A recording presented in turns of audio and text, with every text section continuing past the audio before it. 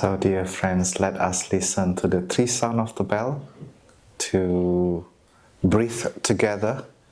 Normally, each sound of the bell we have a chance to breathe in and out 3 times.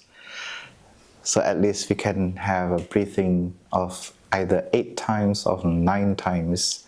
And this is the source of our mindfulness. Every time we know that we are breathing, we get in touch with our in-breath and out-breath. At that time, the energy of mindfulness will arise. And this is called the mindfulness of breathing.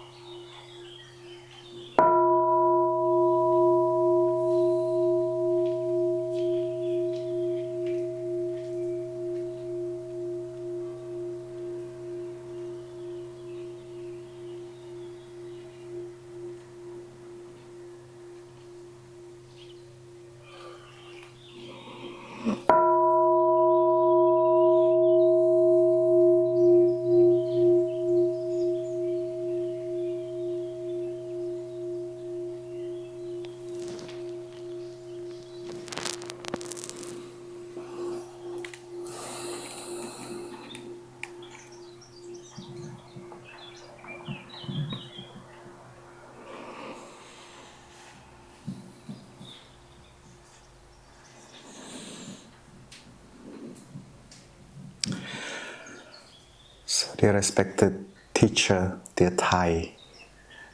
Thai here is our teacher, Thich Nhat Hanh. Maybe some of you may listen to his talk or read his book. We like to address him because every time we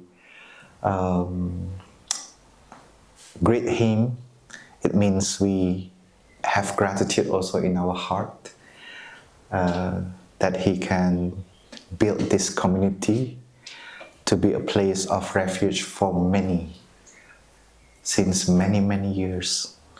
So every time we say dear Thai, we touch gratitude in our heart and then we greet each other. So we like to say dear Thai and dear community. So in this retreat you may hear the name Buddha, you may hear the name Dharma, you may hear the name Sangha. And please don't worry. It sounds like a cult. It sounds very religious.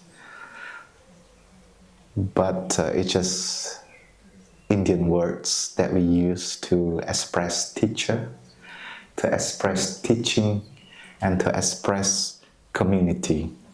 So when we use the word Buddha, Dharma, and Sangha, it's just to be a little bit cool. To feel cool. We use the ancient language. But if you don't feel comfortable, you can mentally translate. When you hear the word Buddha, you change into teacher. When you hear the word Dharma, you change into teaching. And when you hear Sangha, you just translate it into community so that everyone can feel comfortable.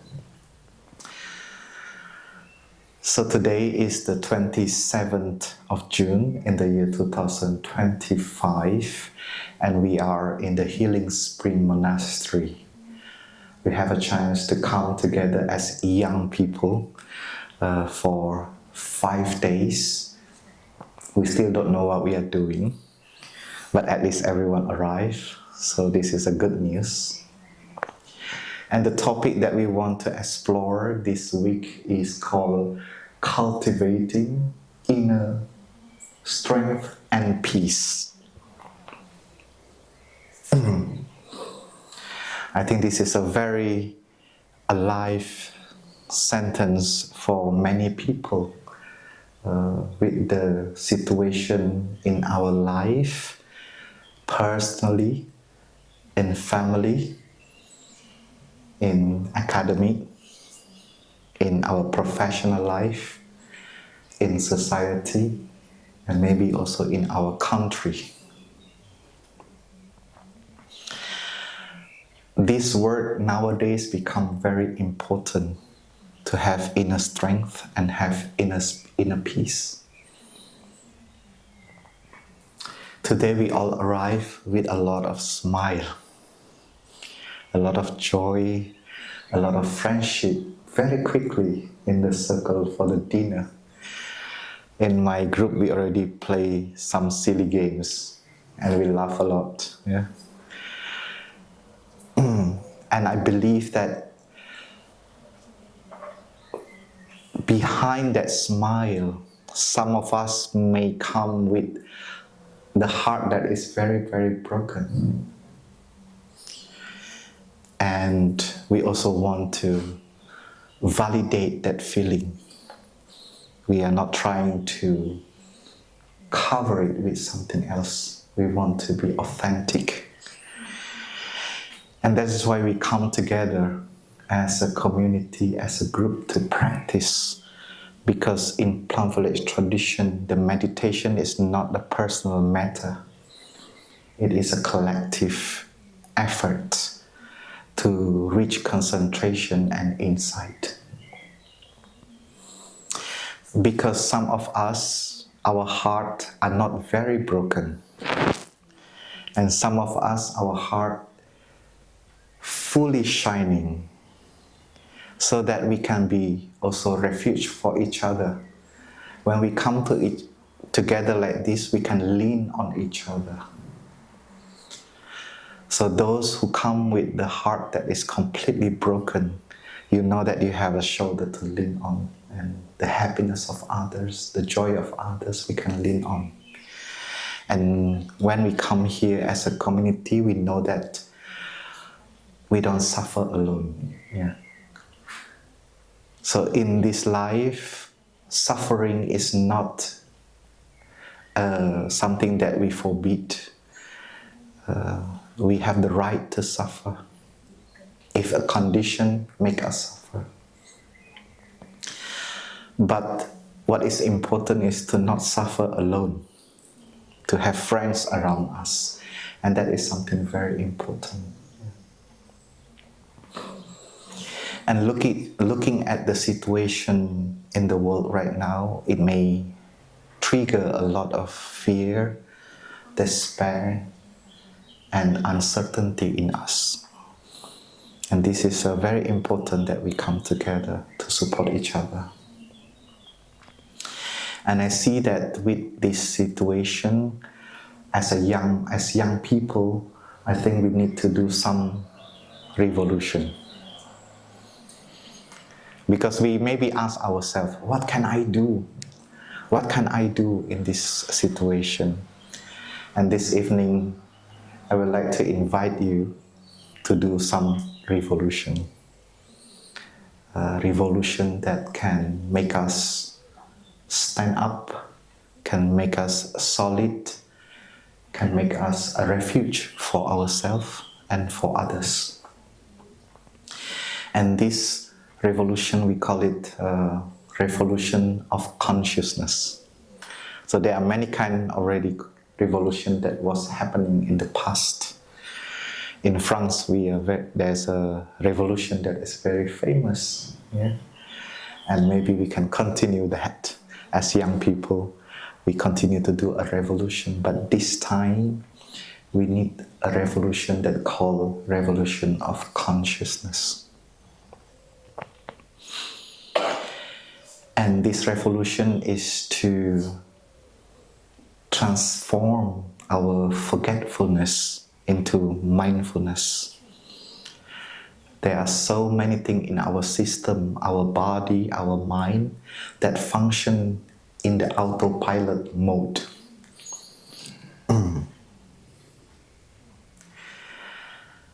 When we brush our teeth, maybe when we put the toothpaste on the brush, and once you put it in your mouth,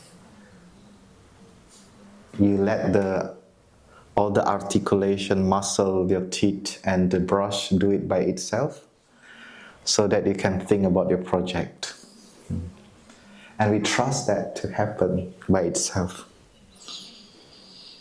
And when you walk, you may walk and you may think at the same time.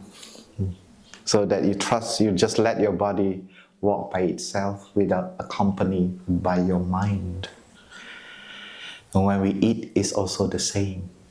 Sometimes we just eat, but think at the same time what next coming. And we already prepare the anticipation what will come during our time of eating. So that we allow our body also to chew and to swallow food without awareness.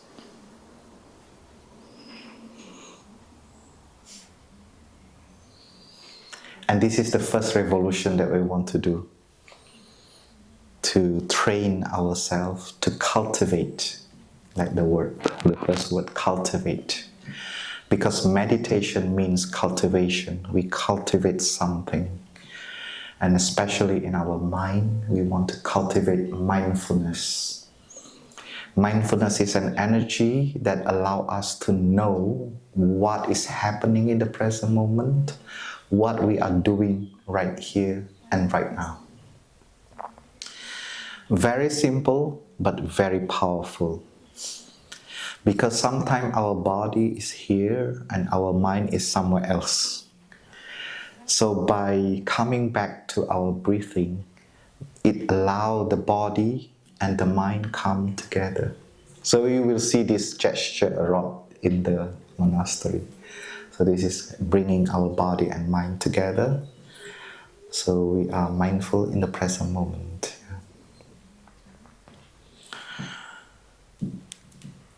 And every time we are mindful, we are free. We are free from the past and we are free from the future. We want to come back to the present moment because the present moment has a lot of element of joy and happiness available. And because often we are not there, then we miss out. So if you want to practice FOMO, the fear of missing out, we should be fear of missing out the present moment. This is a new practice for us. Sometimes we say FOMO is a little bit negative, that we are afraid of missing out. But afraid of missing out of the present moment is a good thing. So this is also our homework. We can practice FOMO together. Fear of missing out of the present moment. A little bit negative, huh?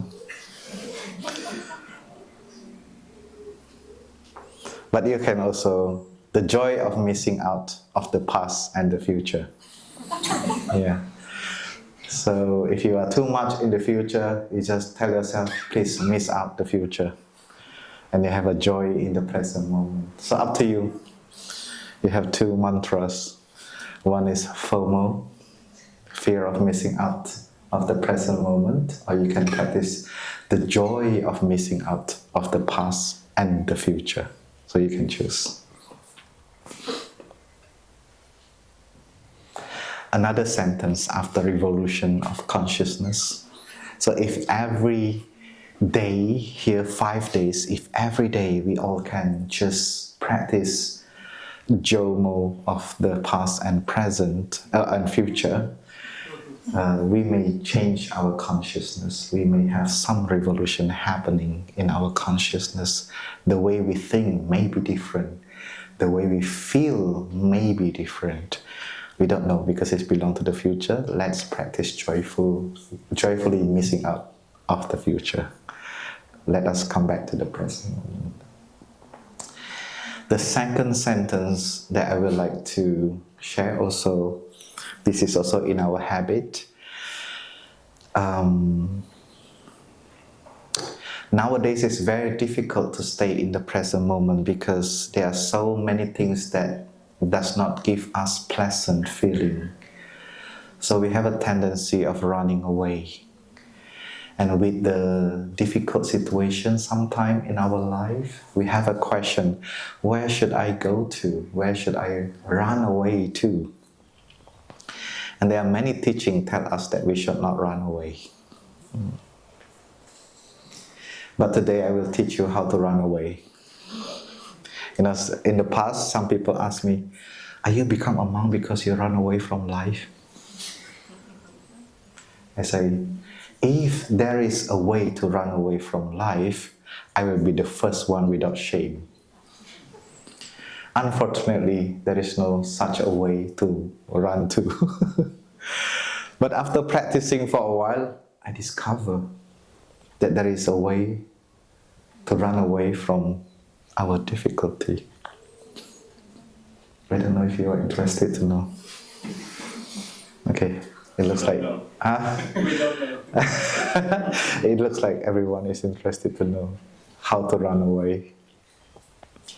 So normally when we run away, we look at somewhere else, where I can run to. Maybe we run into Instagram, and then we start scrolling and scrolling and scrolling. Or we run into TikTok. I don't know if I'm doing promotion right now. Or we run into, I don't know, film, watching series, season after season. Or we run into, I don't know, Messenger, to try to text someone else to have a chat. Or we run into food. Or we run into a dating app. There are so many things that tell us that you can run into that place. And all we know that places where we run into, sometimes it just gives us suffering. It makes you sleep less. Even you don't want anymore, you cannot help yourself to continue to scroll and scroll.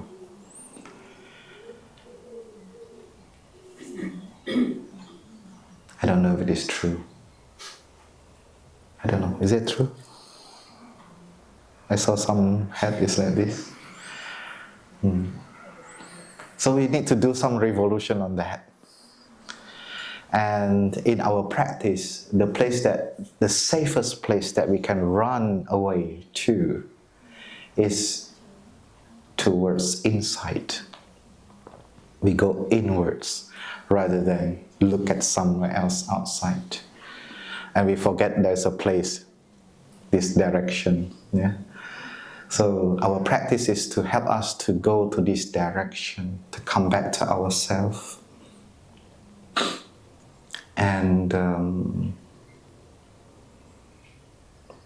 And the way we come back to ourselves is to first, the easiest one that is always available in the present moment is our breathing. This is the first part of our body that we can take refuge in. From no matter what kind of thinking and feeling. If you want to run away from that feeling and thinking, you can simply come back to your breathing, stay with the in-breath and out-breath. And here in this tradition, these 5 days, we will train ourselves like that to come back to our breathing in and out. And this is the building of the path where you can run into when you have difficulty outside. And I say that we have quite often in the automatic pilot mode. So we need to kind of remind ourselves to interrupt that automatic mode so that we can be conscious. And we use all kind of ways and skillful means to make us interrupting our automatic pilot. And the first best friend that can help us is the bell. So every time we listen to the bell, we stop our body, we stop our mind, and just simply come back to our breathing and just feel your body. If you cannot really feel your body, you feel the weight of your body so that you know this is me here in the present moment for a few seconds. Especially the activity bell. You hear the bell before this activity, right? And so that one, when we listen, we can stop. Not freezing, stop. So when you stop, make sure that your posture is beautiful. Huh? Because somebody may walking like this and stop. You don't want to be like this. Eh? And then we have also the chime, the clock chime inside the dining hall where we serve the food. And sometimes it may sound, and this is also a time for us to come back to our breathing and stop. If you are serving food, just put down everything and just breathe. Okay? As the announcement say, it will look very strange, but don't worry, you will enjoy it, yeah? And so I would like to do a little test for us to how can we respond to the bell, okay?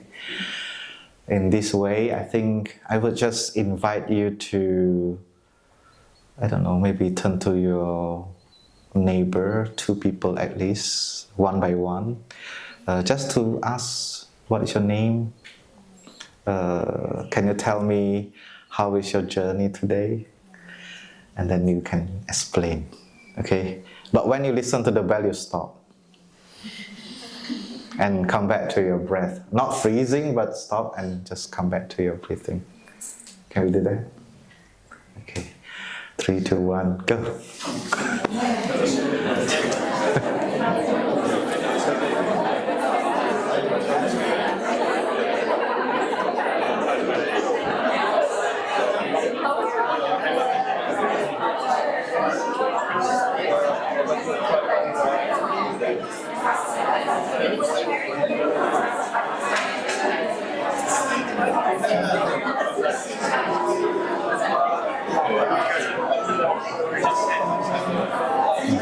Invite the bell.